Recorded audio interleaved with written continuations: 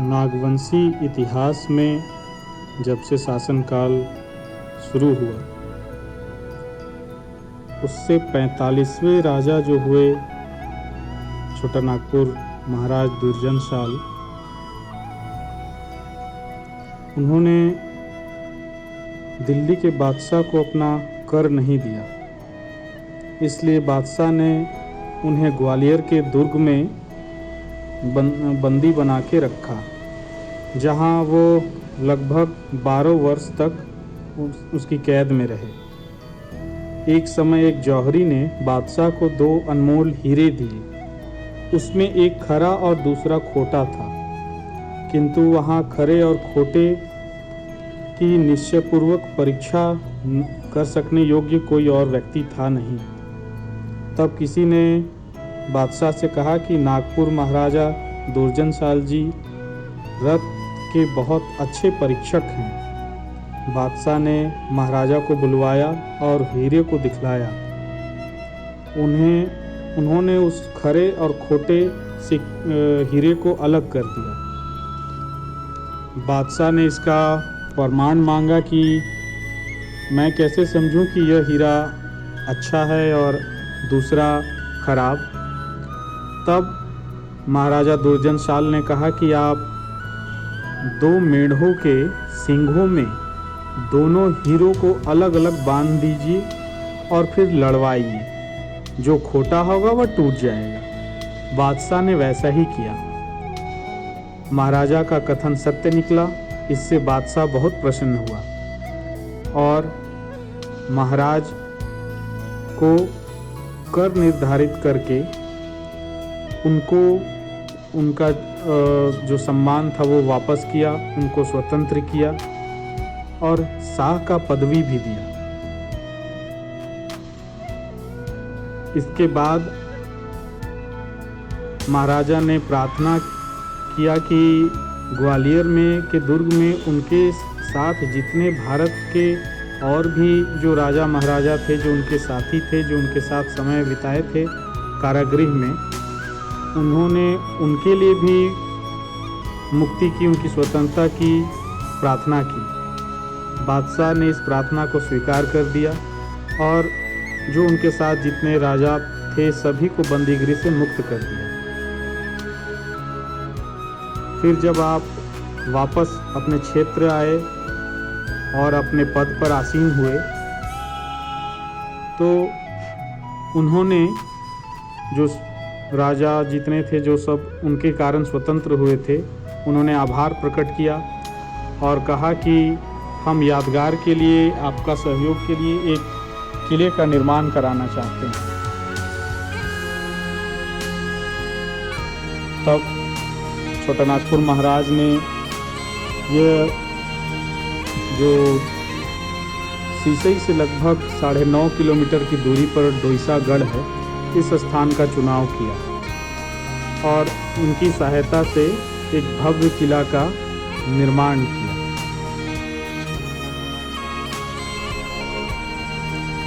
रांची से लगभग 60 किलोमीटर दूर स्थित सीसई और वहां से दक्षिण पूर्व की ओर लगभग 9.5 किलोमीटर की दूरी पर डोईसागढ़ यानी नौरतनगढ़ स्थित है।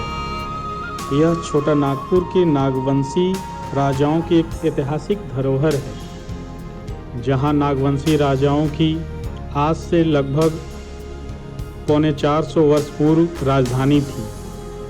आज भी ईंट पत्थरों की सपाट दीवारों वाला डोईसागढ़ अपनी जीर्णावस्था में उदास अपने अतीत के संबंध में कुछ सोच रहा है और अपनी मूक वाणी से शांत वातावरण में कुछ कह रहा है।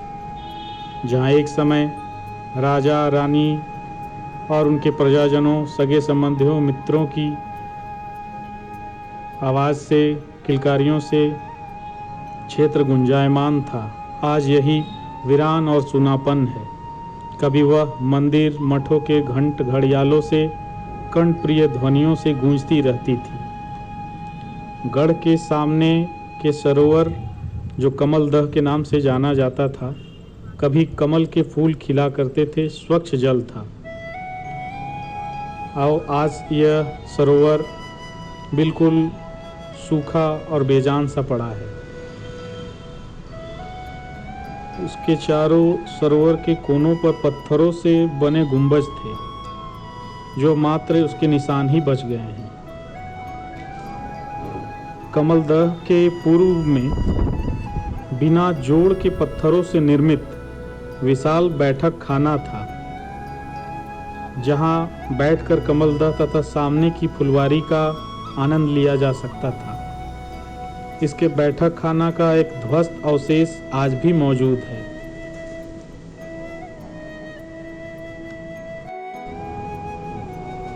दोईसागढ़ का निर्माण करता कोई बड़ा कला पारखी तथा दूरदर्शी था, जिसने गढ़ की रक्षा का पूरा ख्याल रखा था।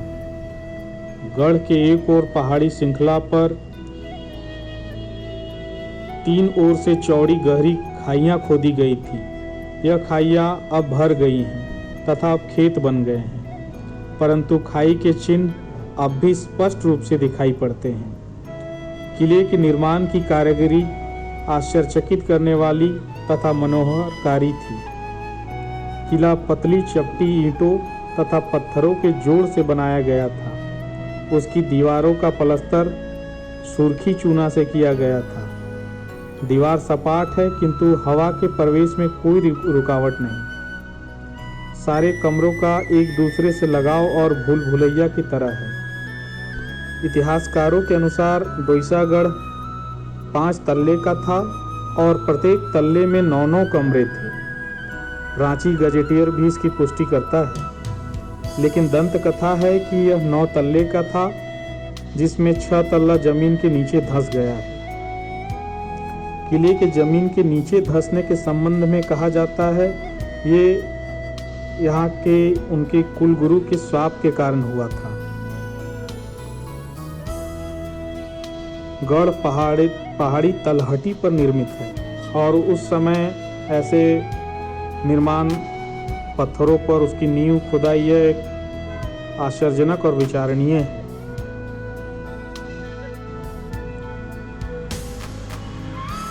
शोधकर्ताओं के अनुसार 45वें राजा दुर्जन साल के यहाँ आने के बाद करीब वो विक्रम संवत 1571 से 1589 के बीच का काल था, और उसके बाद उनके बाद करीब 6 राजाओं ने वहाँ और शासन किया।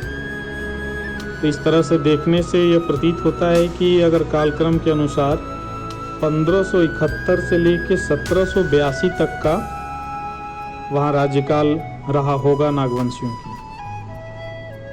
परंतु एक और इस पे विवाद है, जो शोध का विषय है,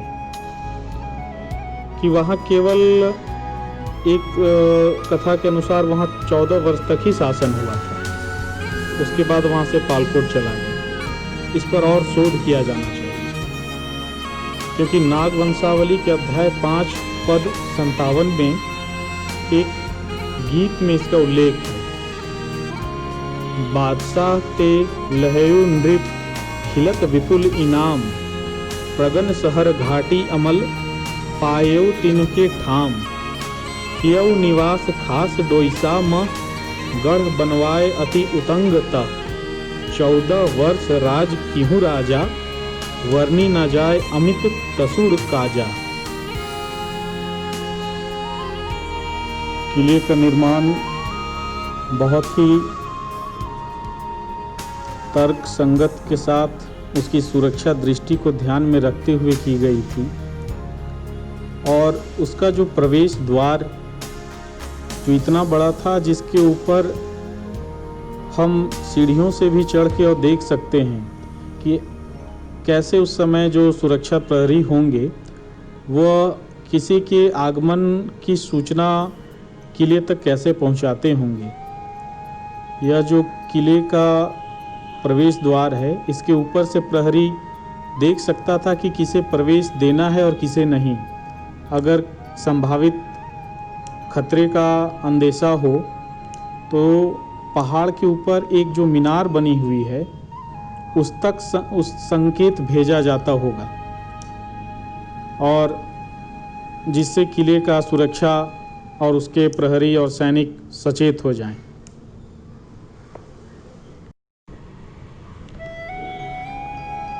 यह जो नवरत्नगढ़ का किला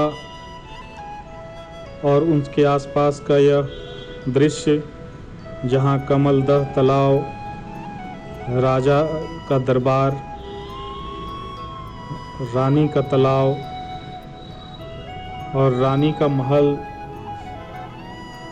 फिर एक रानी लुका छिपी मठ भी था, जहाँ वो अपना समय राज परिवार की महिलाएं बिताती थीं और वहाँ पर खेल जैसे कार्यक्रम संपन्न किए जाते होंगे। एक भूल भुलैया की तरह बना हुआ वह क्षेत्र है। और यहाँ जगन्नाथ मंदिर भी है, दुर्गा मंदिर भी है। जगन्नाथ मंदिर के बारे में यहाँ पर कुछ उल्लेख भी किया हुआ है।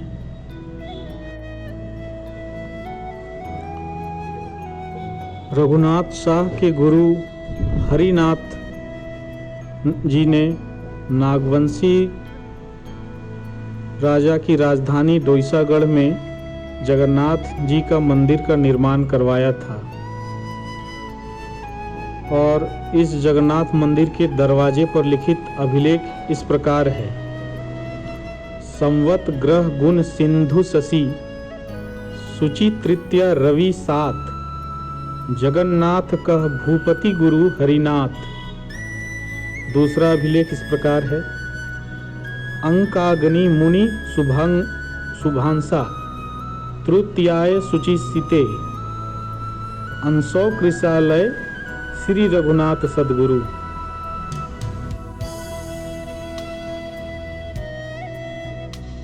किले के दाहिनी ओर थोड़ा सा आगे जाने पर एक बहुत ही सुंदर कलाकृति का दर्शन होता है। जब आप उसके पास जाएंगे तो यह गणेश जी का पत्थर का बहुत सुंदर आकृति उकेरा गया है, पत्थरों को काट के। उस समय की कारीगरी देख के मन में विचित्र सी एक महत्वाकांक्षा जाग उठती है।